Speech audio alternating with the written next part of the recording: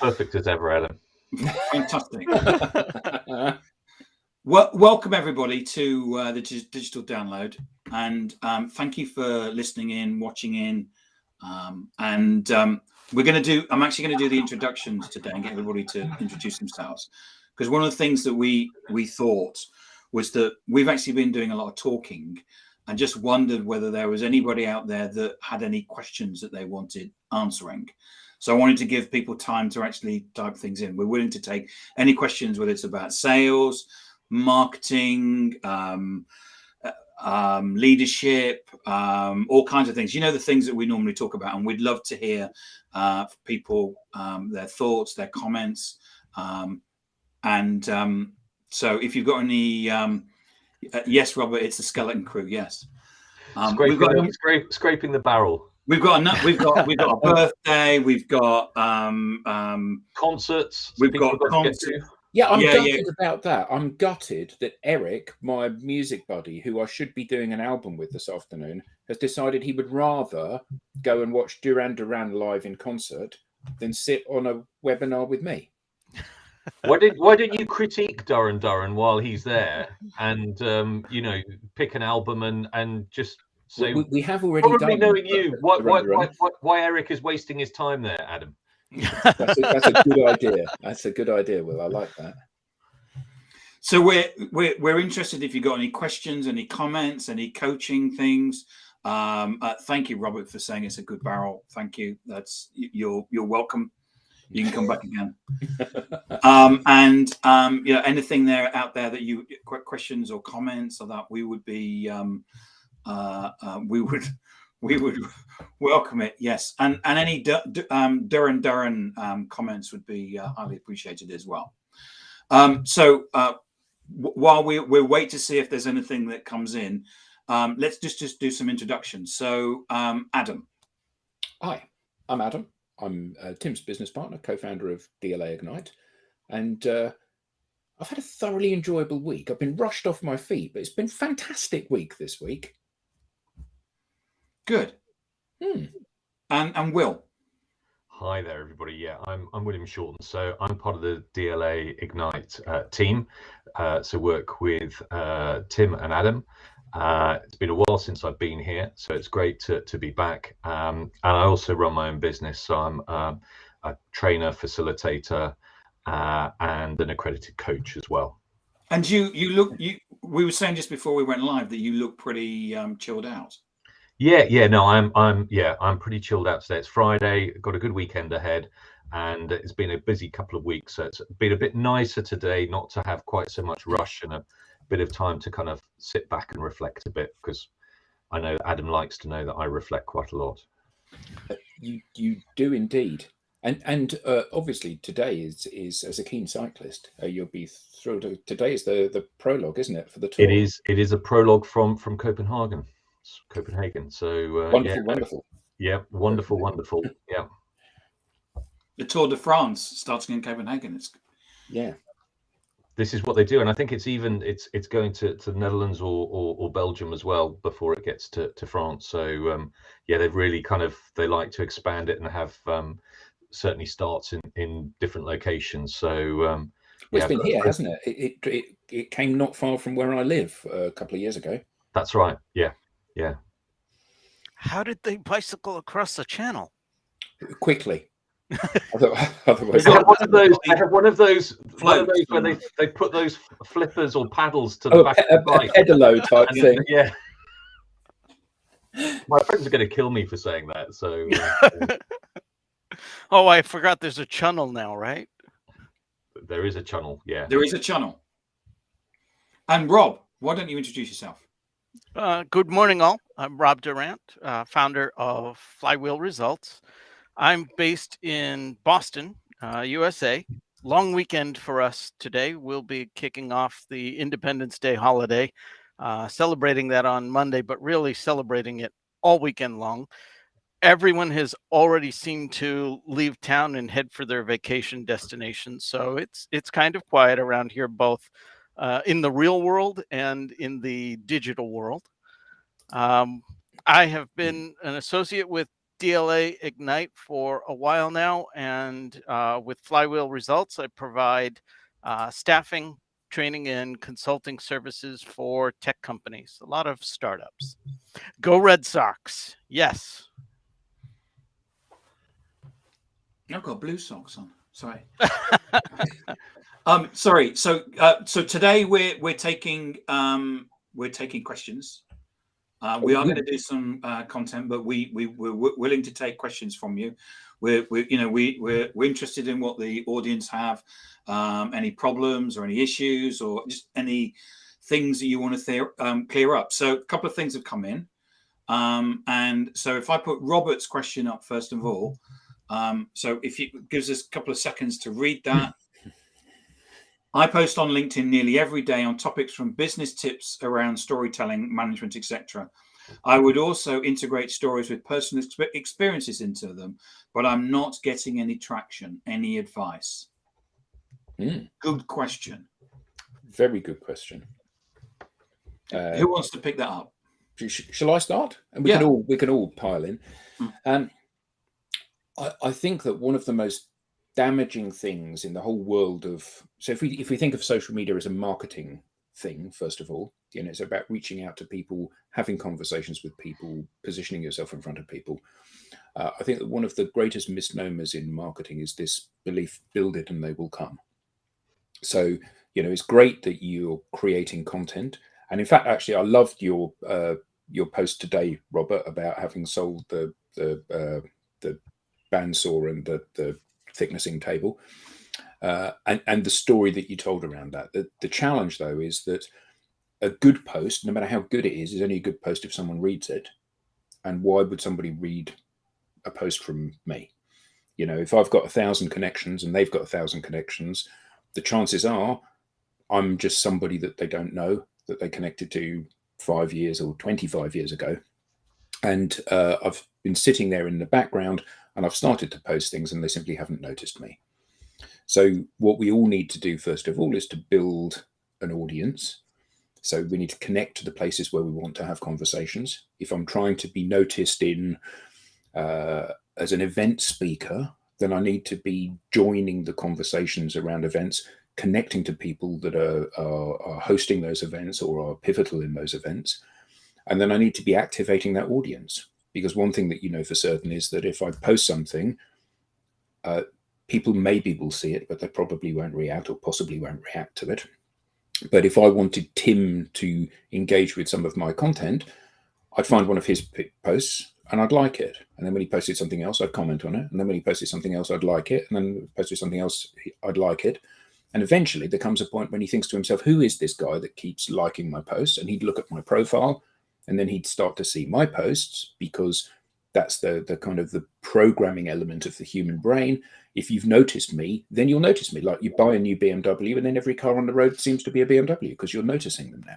So you would notice me and then you would start to consume my content. So the challenge that we all have is allocating time to strategically think about who do we want to be connected to that we can begin a conversation with. So we reach out to them and say, hi, I'd like to connect to you because you look really cool. And then once we've connected to those people, we gradually activate them by being kind with our comments and dropping likes on stuff. And it doesn't happen overnight.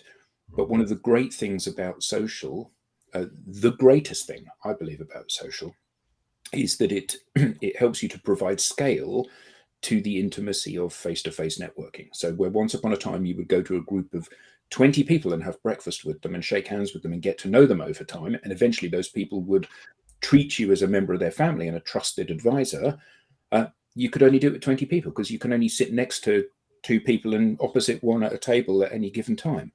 Now with social, if you just take LinkedIn as an example, there's 850 million people at this table and you can talk to them as often as you want. And the challenge for us all is to identify who do we actually want to talk to, because we don't want to talk to everybody. And then how do we activate those people so that they notice us? And if you do that, you can't fail, really. Well, we've never, let's put it this way, we in all the time that Tim and I, since we started the business, have been coaching people to do this. Anybody that's done that hasn't failed ever.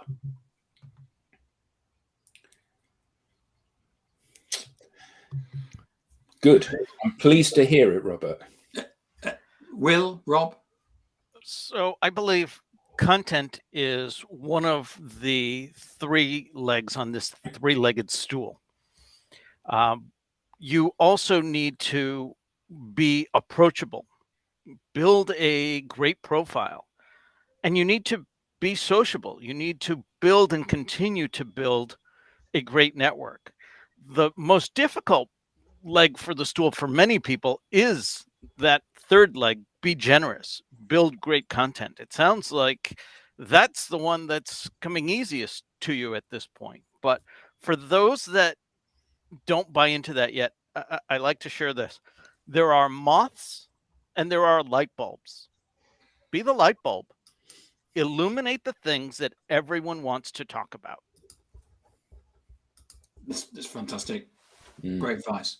Brilliant. Will, anything at all? Yeah, I think kind of trying to synthesize some of that and lead on. So, I mean, you know, part of and I agree exactly with what Rob just said there in terms of be the light bulb. And on top of that, you have to be the light bulb that's going to find out what light bulb is going to attract the moths. Yeah. So actually, I think there's a step around, if you are posting as regularly as you are, which is great, Robert, it's a lot more regularly than I do. Go back and look at the kind of the data, you know. So the great thing about LinkedIn is you've got all of these different metrics that you can measure. And it's something that I do on a weekly basis. I'll go through, I'll look at my posts, I'll note down, you know, how many people I've connected with, you know, how many posts I've done, how many likes they've generated, how many comments, etc. they've generated. And I think as you start to do that, you'll also start to pick out what are the things that are standing out and resonating. And I know from myself, and it's really come into sharp relief in the last couple of months in terms of my posts.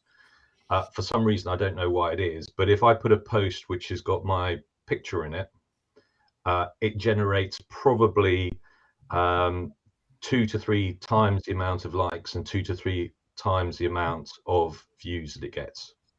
Well, it's obvious to us, Will, because you're such a handsome man. I wasn't fishing for that.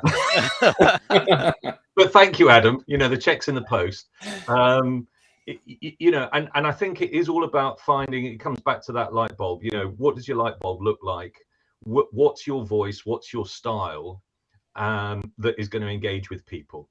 And so I think it really is doing that. And I think, you know, linking back to what Rob and Adam have said, there is something about generosity. It's why I really like this program, because I think, sorry, the platform, when people use it properly and they come across and they show that they're kind of connecting in various different ways, people recognize that, you know, and that then becomes your kind of special sauce. And because so few people out there are doing that, if you can even do that half well, you're going to get recognized. That's great advice. Great advice. So to add on to that, I mean, there were all great answers. For me, the one about the network is that most people have contacts. I'm just going to use words, and you see this as a process. So there's a process that you go through in terms of, I'm connected to probably current employees, former employees, and recruitment consultants. And what we need to do is go and connect to the people, as Adam said, that we want to influence. So when we connect to them, we are just a connection.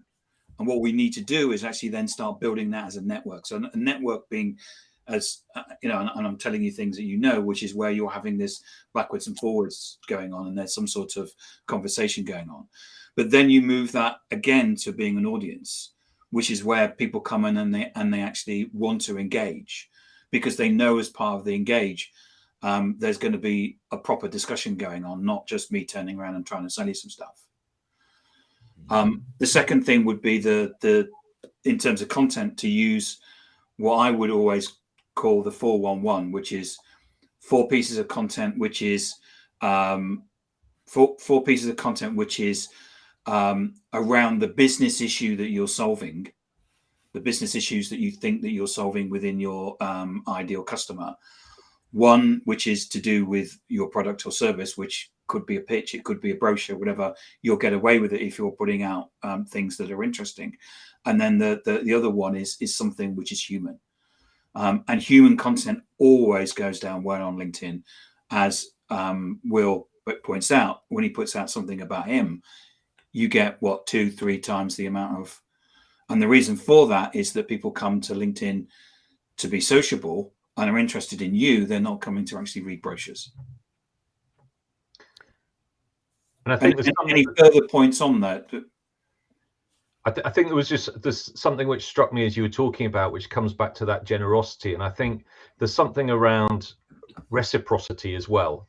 Yes. Because when you engage with other people and you're doing it for the right reasons, and you're liking their posts, actually after a while they'll probably come back to like yours. And it leads on from something. I know Eric's not with us, but we always talk about the burrito, but there's also that kind of sense of community. So I see we've got kind of Beth on with us and Michal as well, but both of those are kind of proud Burritonians.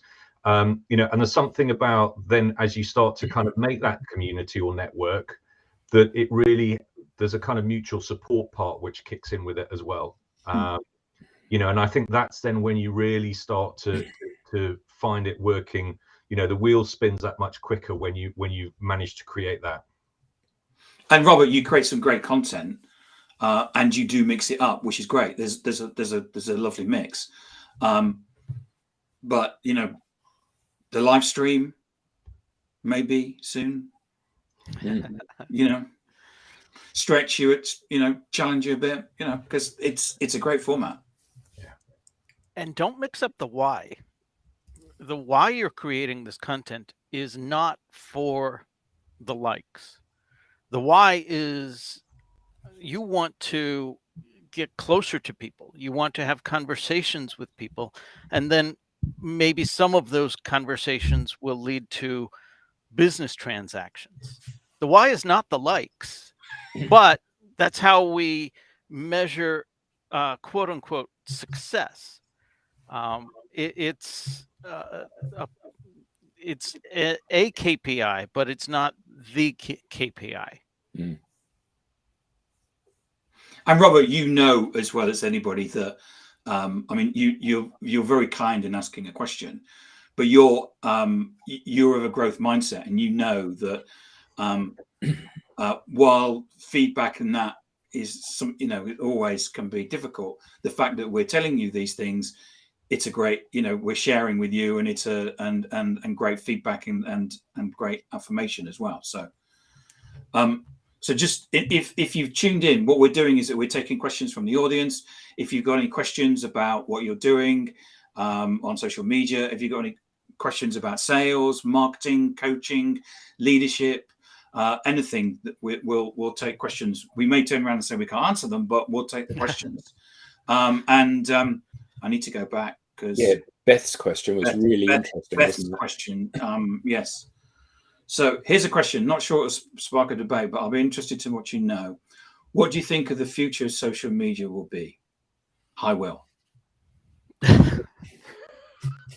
Hi, Beth. Great to see you. Thanks for coming. I think that one of the things that's really interesting about this is that the established norms about how people consume content and how people behave and how businesses work have been established for decades or even hundreds of years. And then all of a sudden, social media has come on the scene and has been a real force for the last decade or so, and has fundamentally disrupted everything we do, and including disrupting themselves. So a lot of their revenue models are based on how things used to happen. So if you think about this, YouTube, which is the second most used search engine on the planet, now when you click something, you get maybe 17 seconds of ads. It's the longest 17 seconds of your life. And what's interesting is that previously those mechanisms like that, and Facebook and LinkedIn and Twitter to a lesser extent, they have monetized those platforms through advertising. The problem is that the expectation of the shareholders and the business and the greed of the current capitalist system is that there's a desire for more, and more means more adverts, and more adverts means more interruptions to the very reason you're going to the platform. So I can anticipate that in the future we will see two models, and YouTube are already starting to implement this, which is you can have it for free and this is the price you pay, or you can pay a price and then you get it for free. And that price is what is it, $17.99 a month to have it ad free, or is it $9.99 a month to have it ad free, or potentially fewer ads for $6.99 a month. But I'm a keen guitarist. I like watching people speak at events. I like watching cars race up hills at Goodwood and that sort of thing. And so I do use YouTube quite a lot. And I'm becoming increasingly aware of the fact that where it used to be one video in 10, when you watch 10 on the trot, then it was one video in 5. And now it's like every other video, there's a 17-second interruption. And I think that's damaging my perception. I can't be the only one, damaging my perception of the brand. And there has to be a different model, because the problem is they're going to kill the goose that lays the golden egg, which is us. So what do you guys reckon?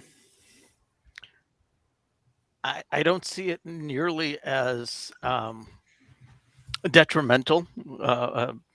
What I do see, though, is Web 3.0 talks about the individual user's privacy. Mm. And I don't mean Bitcoin or crypto or NFTs or anything like that, but it's a matter of not having to have this third party, this Facebook, LinkedIn, whatever, collect all this personal data about you. But they collect that data for one purpose: to better tailor the ads that you see. Without that data, they're not going to stop running ads, but it's going to be more like television before cable. Everyone's going to see the same ad. They're still going to have ads. It's just not going to be as customized. And because it's not, I don't mind customized ads. So from the data perspective, you don't, but most people just associate all ads together. I much prefer the customized ads. So do I. But in the hierarchy, there's generic ads where I get sanitary products and dog food advertised to me amongst the things that I want, to the more refined ads where they're trying to sell me guitar strings and pickups and new tires for my car. But the premium thing, the preferable thing, is no ads at all. Because at the end of the day, I've gone to that platform to watch that video or see that person or engage with that audience. And everything that interrupts that reduces the quality of the experience that I have. If you pay to go to an event or go to an event, and the first thing that happens is somebody gets up on stage and says, right, let me just give you a quick 5-minute run through of our software. Actually, that's the point when you walk out and go to the bar, isn't it? But that's the point. Did you pay to go to that event, or was that event free? I use free loosely, because nothing is free. You're either going to pay with your wallet or your time. And to me, the worst is the combination of both. I remember when MTV first started running commercials, and I was pissed. How dare you? Yeah. I pay my cable subscription. Cable channels shouldn't have adverts. And yet they do. And now all of them do. And it just boggles my mind. Why? Because we were so accustomed to television and advertising that they slipped it by us. Wait, we're paying for the privilege now to be advertised to? So, in terms of where is social going, without that data, without that personalization, I think we're going to get more of what we had strayed from, that is the targeted advertising. We're going to get more generic advertising and less that is relevant to us, only frustrating us more when those ads do arrive. Mm. So just remember, this is the question I just put. Best question. Sorry, Will, go ahead. No, that's perfect. Yeah, I was just going to say that in terms of what Rob was saying there, you talked about you pay with your money, you pay with your time. The other thing has been you in effect you pay with your data. Yep. Because people gather that, and there was a kind of monetized or monetization value associated with that. Of course, post certain events, I'm not quite sure, and GDPR, how open and how possible that is. I'm just also curious with Adam, short of, I know, demolishing the current capitalist system, if you're in YouTube and you've got this product and you are there to make money for your business and your shareholders. Yeah, of course. What other kind of avenues or have you got in terms then? I don't think it's about the fact that we don't want ads, because one of my pet hates is when people talk about what an evil individual Mark Zuckerberg is because he's using our data. However, they're quite happy to spend 2 hours a day on his platform that he's providing for nothing in order that they can keep in touch with their friends and family spread all over the world. And it's like, get real. You've got to pay for that one way or another, and I'm perfectly happy with that. But I do think that there is a balance to be struck.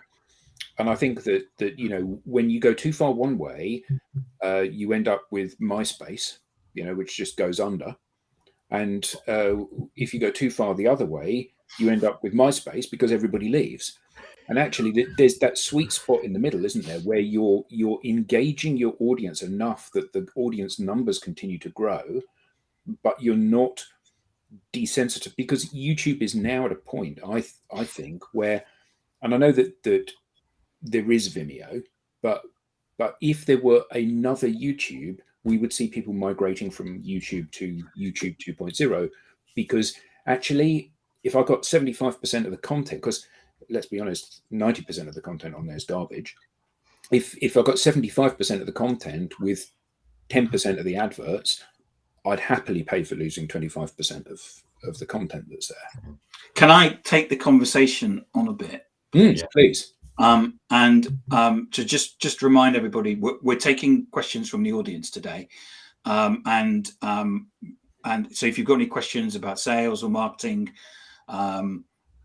leadership, coaching, whatever, we'd love to have them and debate them. We're talking about best question, which is the future of social media. What we've seen over this is from where I see the world, which is the friends I have that used to do Facebook ads have left.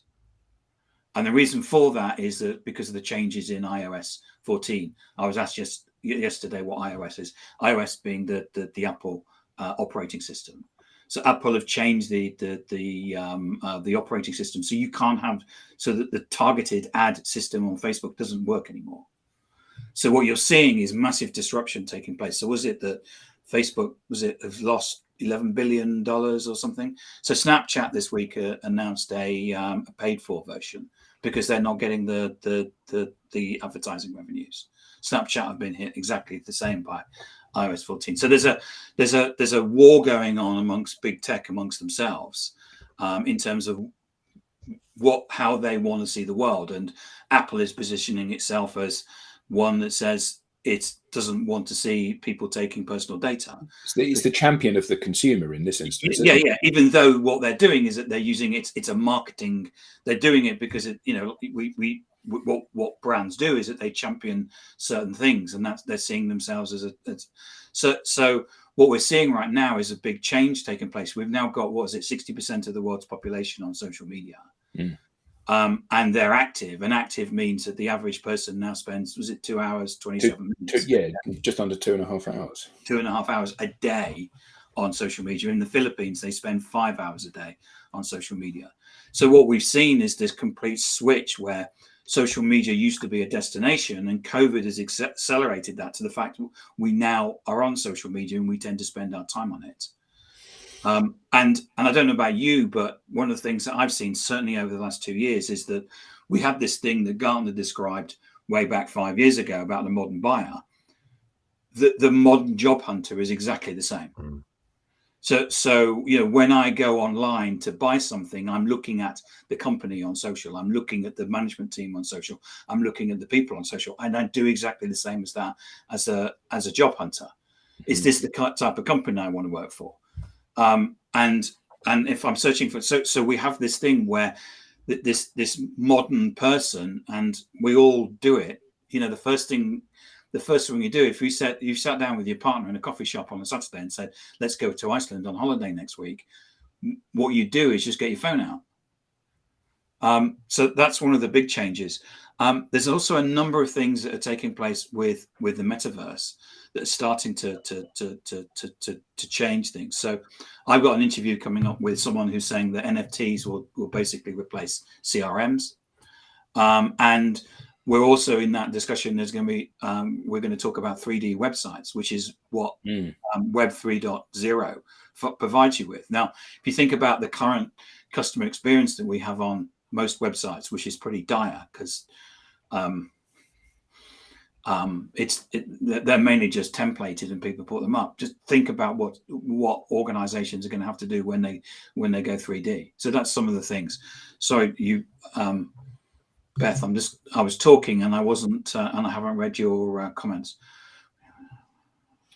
Yeah, that was a big change, wasn't it? When you logged into an app for the first time, and it said, "Are you okay for us to track you?" And I mean, it's so front and center now of the experience, isn't it?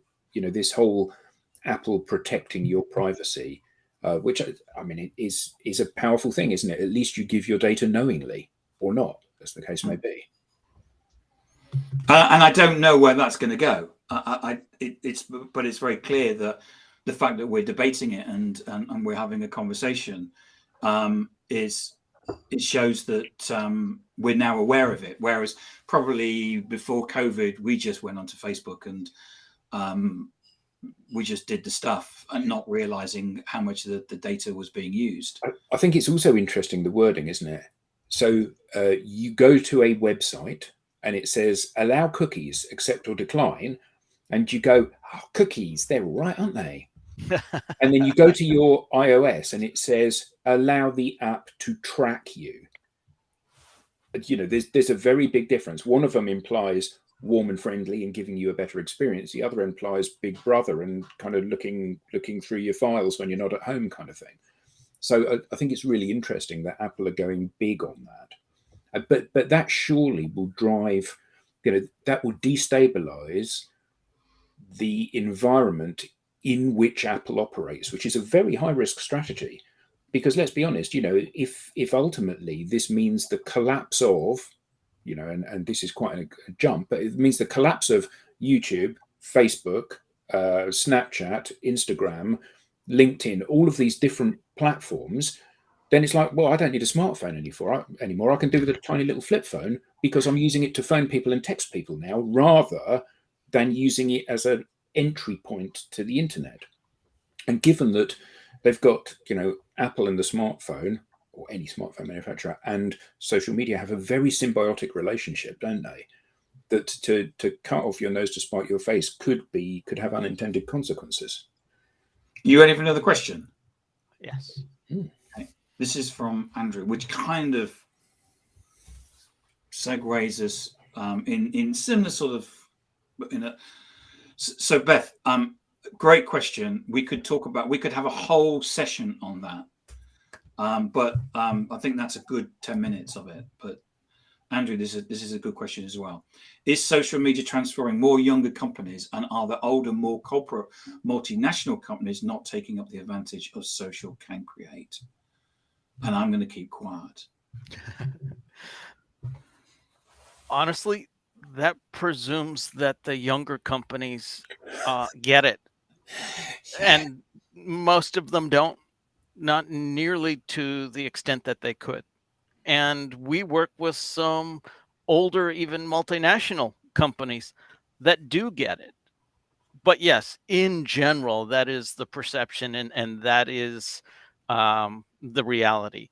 A younger company is able to, almost required to, take risks, take gambles on things regarding, you know, putting themselves out there on social media and being active, because they have to find a way to cut through the otherwise traditional means of getting to the desired audience, and the multinationals have locked that up.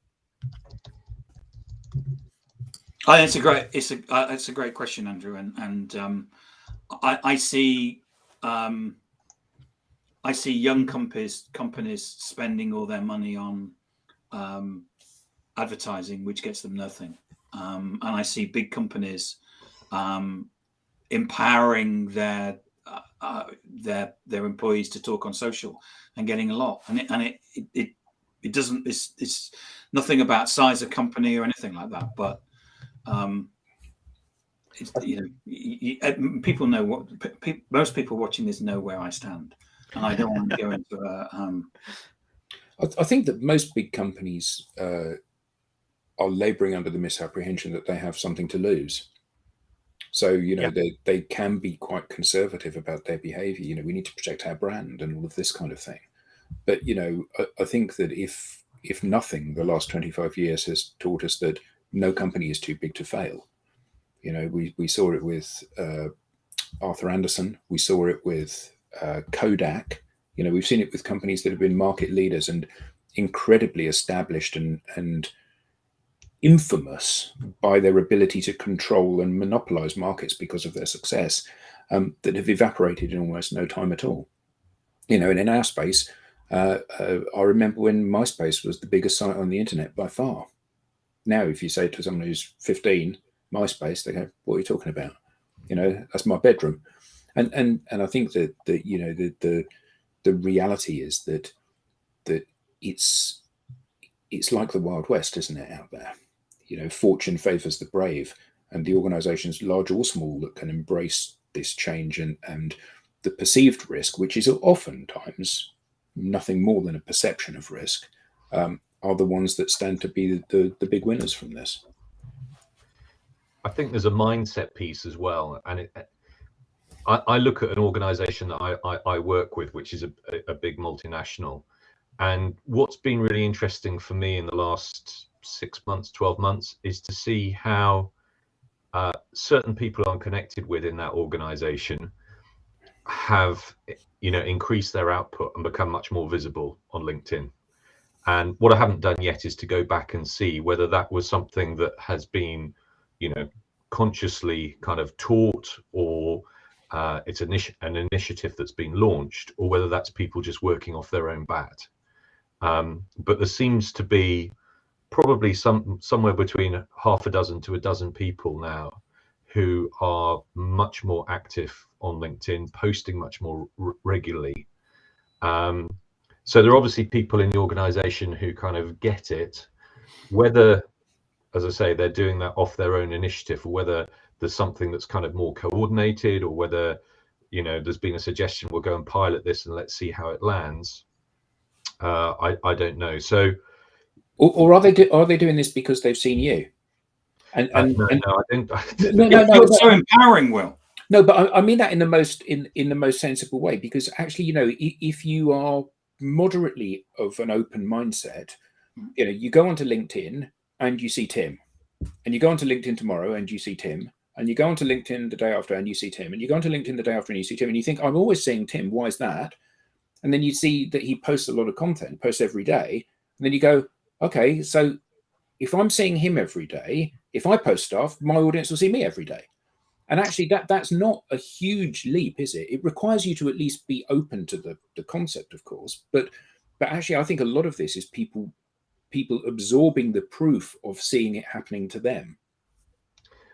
I think it's a good point. I don't think it's for that reason, but I think it certainly gives me now an impulse to go and follow up with a couple of those individuals and just find out what's going on behind the scenes there.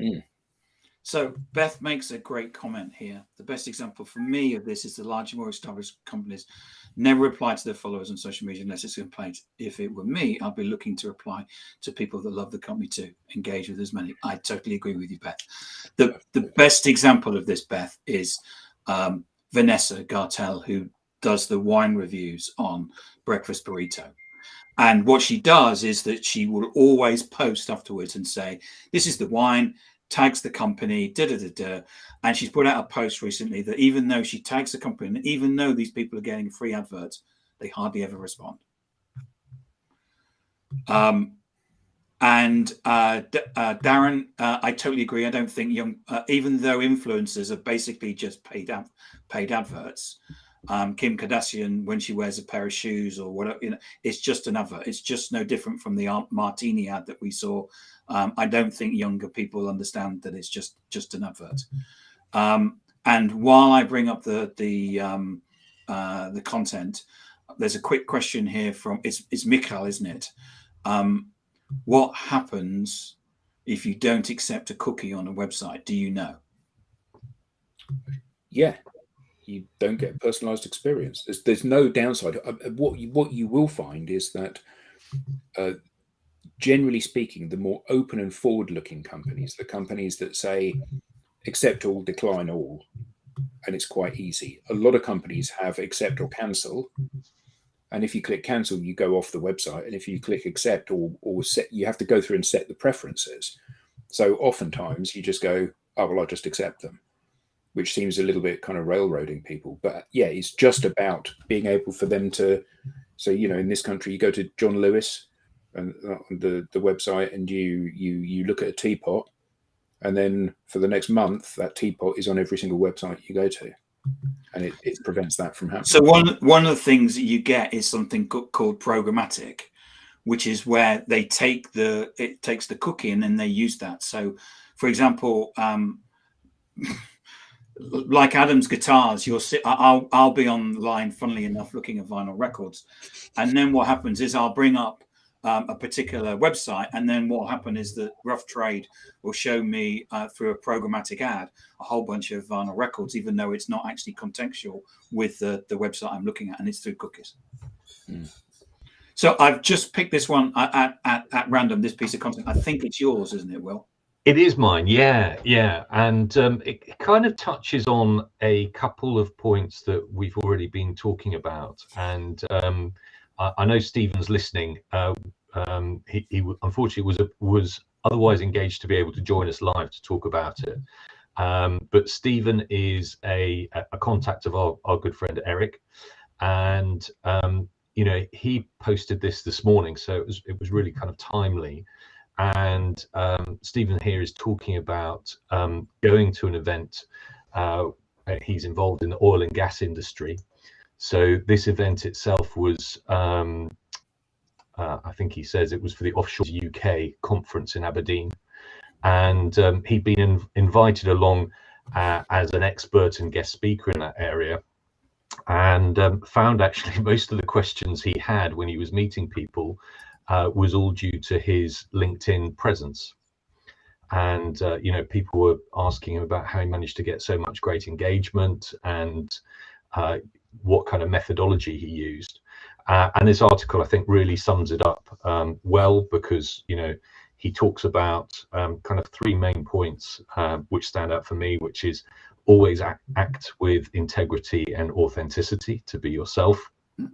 That part around understanding your purpose. So we talked a little bit earlier in response to Robert's question about understanding what it is that you want to be known for, and on top of that, putting out quality content on a very regular basis, and then also measuring the progress that you're making, and the amount of interaction that it gets.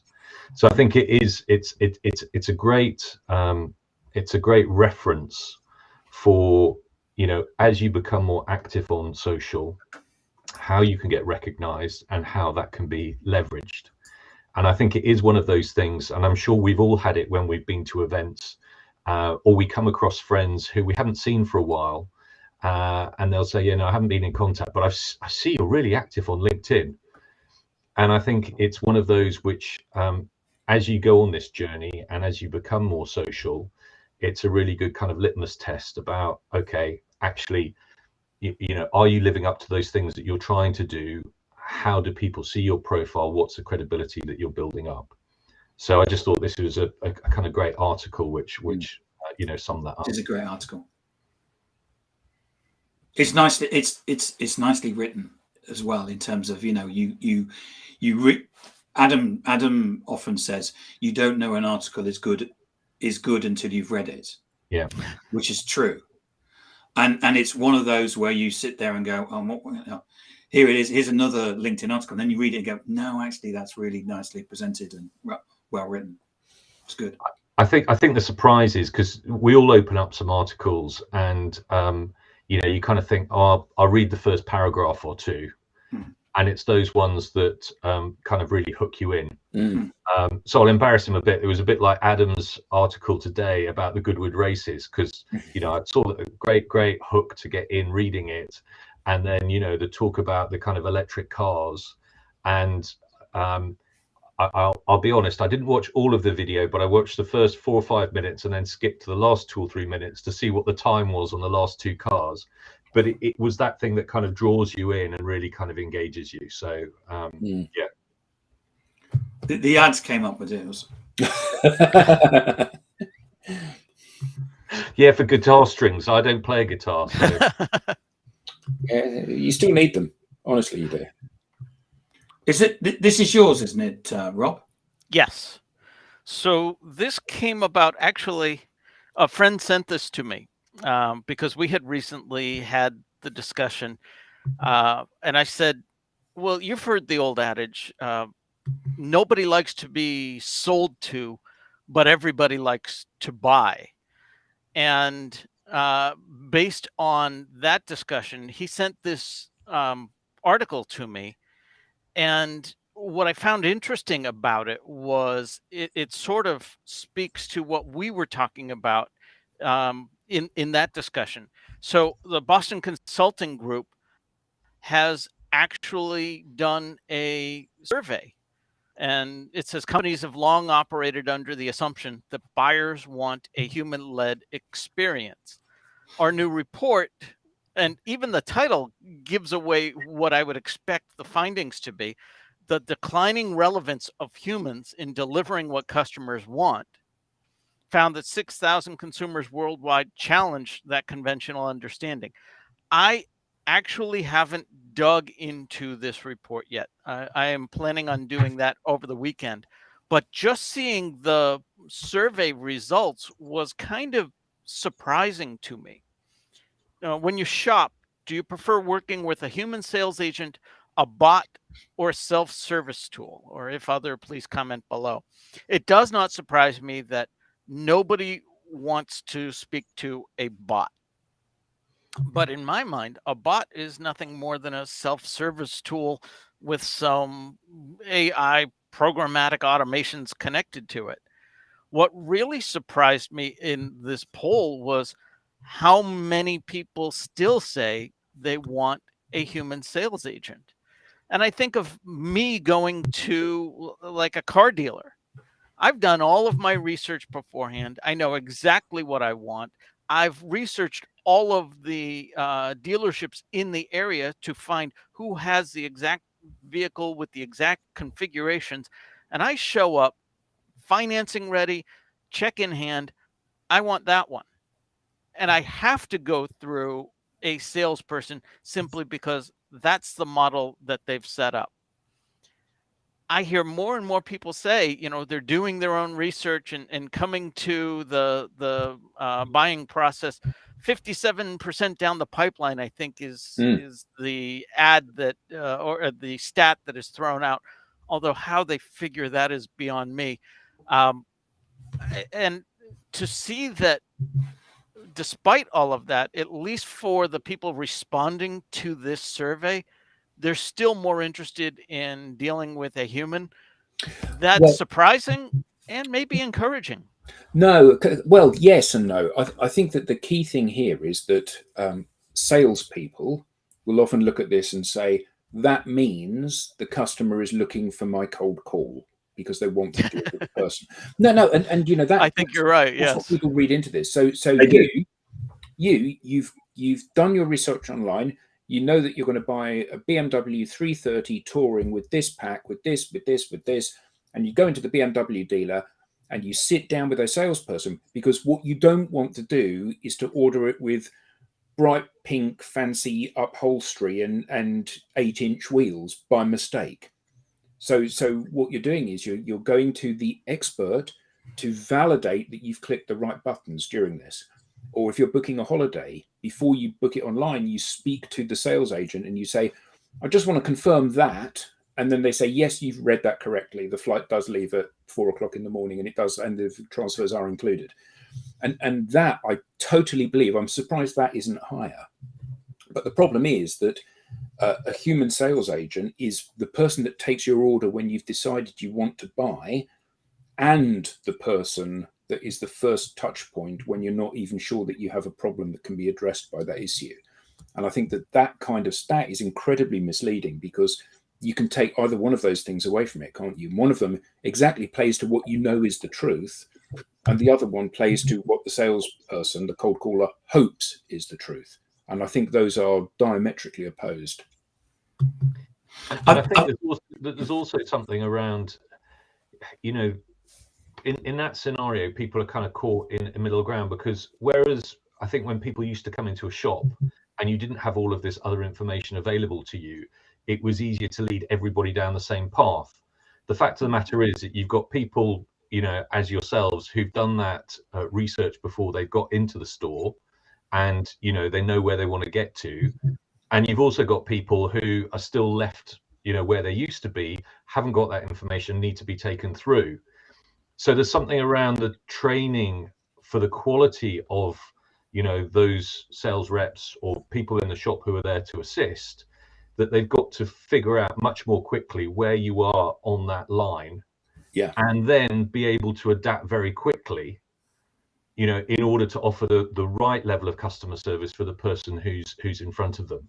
And I think that's where there's the big lag in training, partly because of the lack of training, and partly because, yeah, some of the people that they're bringing in are just, they're not bringing up to speed quick enough. Yeah. And they're not bringing in the right attitude. Yeah. I mean, my mum was in a shop, and, you know, she's not a classic person to go out and buy a pair of trainers. She went and bought a pair of trainers. And the shop assistant who worked with her to start off with, you know, really made her feel as if she wasn't welcome there. What was she doing there? To be fair, like the Not Like News sketch. Do you want your woofers and your tweeters? Exactly. There's a skateboard shop. There's a skateboard shop in Kingston upon Thames, near where I live. And when my partner and I go in there looking for things for children, that all the people go like, "What are those old people doing in here? Are you okay, Grandad? Are you lost?" To be fair to the store manager, he saw this going on, and then when my mum came to pay, he said, you know, have you been happy with your level of service? And she said no, and he knocked 10% off the price of the trainers she was buying. So, you know, there are some good examples of that, but, you know, it's always that first contact you get. And, you know, that's the impression that you're going to take about actually whether it's worth going into that store or not. And is a £10 discount for some of that discomfort you felt actually worth that kind of trade? The fact she walked out with a set of Brooks ultra light triathlon fast lacing shoes probably is not, that's not the 10% that's the problem, is it? No, not indeed.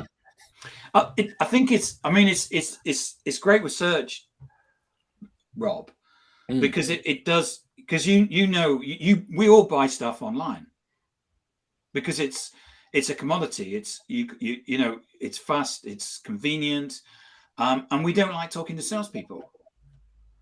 But there are certain instances where we do like talking to salespeople. So if you take Chris Learmouth, who's the dealer principal at BMW in Park Lane, he says he knows that when somebody walks through the door, a prospective client walks through the door or goes online to look for a BMW, they know more than his sales team. You cannot know as a salesperson every single thing that there is to know about the BMWs.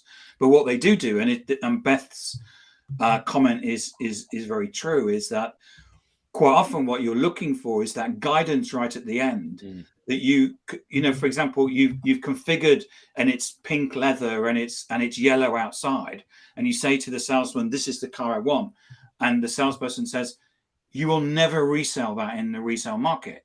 Oh, why not? Well, nobody wants a pink leather car with yellow exterior. Oh, right, okay.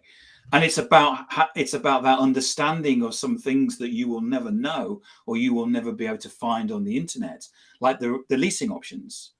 I mean, Chris has explained to us in the past about how there's one car with an M option and the car with a non-M option. And he said, if you take the one with a non-M option, it's worth more when you come. It's got a higher resale value, but the brake horsepower is only like 15 brake. There's the difference. You will never know on the freeway or the motorway about that difference. And I think that there's still that requirement, certainly in certain things that we buy, counting systems, or certain pieces of software, or certain complex things, or in oil and gas, where you still will require a salesperson, but you require them because they're an expert, and you're looking for that trust, all the things that we normally talk about. Yeah.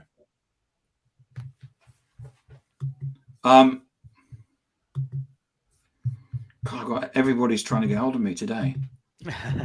You're popular. My piece of content is this one here from Anthony Rose, who is the founder and CEO of Seed Legals. If you don't know, that they're a company that helps HUPs, and basically what they're trying to do is create things off the shelf, so you can just buy the NDA. You can just go on and say, I want that NDA, and I want that agreement, and I want that agreement, and the whole point of it is to try and commoditize the legal process within the startup community. God, Adam's sending me stuff at the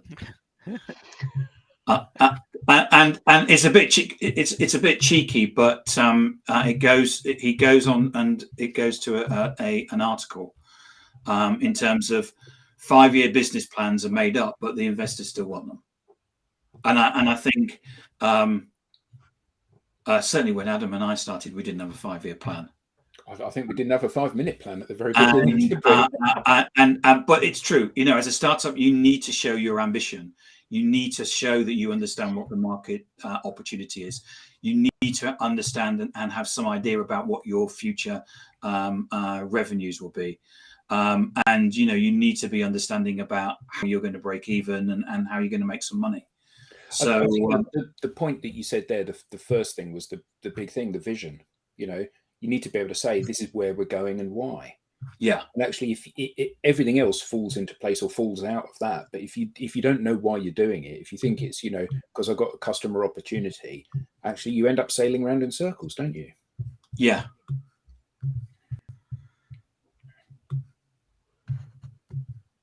And to bring it full circle, oh look, cookies. Yeah. Yes. And then Robert. Yeah, so this was the bit that I saw today. Interesting that Robert was the first person that kind of joined and had some input in today's session, and I thought that this was lovely, and it was lovely because it was a post about him and what he was doing, but it was also lovely because it showed in this interaction that he had selling these couple of things, it absolutely showed the way that life and business works, which is that if you are generous, people are generous back, which makes you more generous, which makes them more generous. And I think that one of the things that we are often kind of programmed to believe is this Wall Street view that, you know, I have to be hard, I have to be, you know, Glenn Ross in sales, or, you know, a Gordon Gekko type corporate raider. It's all about, you know, I'm going to hammer you down and get the best deal for me that I possibly can, irrespective of the collateral damage. And actually, in the more open world of social and people-to-people interactions, and we see it all the time, you know, you share your best stuff with people and they respond. They rise with your kindness and they give you something back, whether that's business or introductions or advice or leadership or guidance or whatever it may be. And I think that this is a lovely, very a micro example of that macro concept. You know, he came to buy something from Robert. He didn't have change, so he paid Robert more than Robert was asking for it. So Robert found some extra stuff to give him because he thought he's going to a good home. So the guy said, let me introduce you to my sales leader because you might be able to help him. So, you know, an act of kindness beget another act of kindness, beget another act of kindness. And, you know, we see this literally every day, don't we? You know, we share our stuff, and what happens is we get something from it, and it's lovely. Well, we're just 1 minute past the hour, so thank you to everybody for tuning in, and thank you for all the questions. It's been fantastic, and it's been a great debate. Thank you, Adam, Will, and Rob, for all of your insight and suggestions and comments. It's been fabulous. And thank you, Tim, for chairing today. And it's a great skeleton crew. Thank you, and thank you for all the comments and the questions. I really appreciate it.